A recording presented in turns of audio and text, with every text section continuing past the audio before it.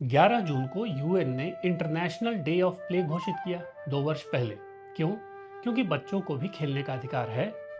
School से आना, खाना खाना, थोड़ी देर आराम करना और फिर ग्राउंड पर जाने के लिए बेचैन हो जाना, माता पिता की डांट सुनकर अनसुना कर देना, भागकर ग्राउंड में जाना, यह कभी हमारा रूटीन हुआ करता था।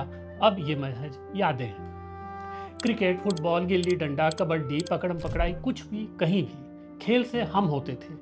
लेकिन आज खेल माने गेमिंग, टीवी पर मैच या फिर मोबाइल पर स्क्रॉलिंग। यूनिसेफ की रिपोर्ट के अनुसार केवल 27% बच्चे ही नियमित रूप से बाहर खेलते हैं, जबकि उनके माता पिता के समय में यह संख्या थी 71%, which means that outdoor play in only one generation has gone down by 50%.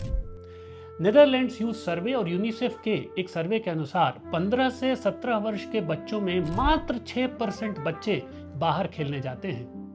और भारत में बहुत आंकड़े तो मौजूद नहीं हैं, लेकिन हम जानते हैं कि बच्चों की जो ग्लोबल समस्याएं हैं उनसे हम अछूते नहीं हैं। इसके लिए जिम्मेदार कौन है हम जानते हैं। एक एजुकेशन सिस्टम जहां कंपटीशन और रैट रेस में अंतर करना मुश्किल है। स्कूल से आने के बाद बच्चा ट्यूशन जाए, कोचिंग जाए कि खेलने जाए।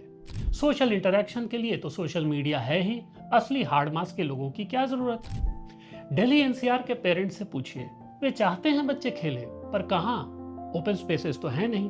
तो क्या करें? सिंपल, एक प्लॉट खरीद लें, उसमें खेलने के लिए सारी सुविधाएं लगा दें और फिर पर आवर के हिसाब से सैकड़ों रुपए चार्ज करें। जो अफोर्ड कर पाएगा वह अपने बच्चे को भेजेगा। दिल्ली एनसीआर में ओपन स्पेसेस की बात एक रैंट लगेगी, क्योंकि यहाँ तो खेल हो चुका है, ओपन स्पेसेस है ही नहीं। लेकिन क्या छोटे शहरों में टियर 2, टियर 3 सिटीज में कोई गुंजाइश है? या वहां भी हम 2-5 वर्ष बाद अपने बच्चों को बताएंगे कि खेलना उनका अधिकार है, लेकिन यह नहीं बताएंगे कि उस अधिकार को हमने उनसे ही छीन लिया है। टाउन प्लानिंग में तो खुले स्पेस को छोड़ना मतलब पैसे कमाने के अवसर को खो देना। और अगर छोड़ भी दिया तो कोई घुसपैठिया, कोई रोहिंग्या, कोई अवैध आकर बैठ जाएगा, क्योंकि वहां के लोकल प्रतिनिधि को वोट चाहिए। बच्चे तो बड़े हो ही जाएंगे।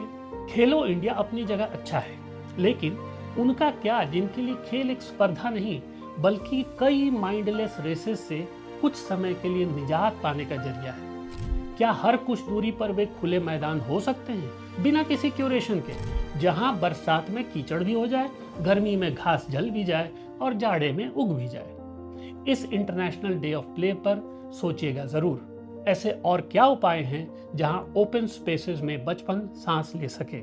कमेंट्स में लिखकर जरूर बताएं।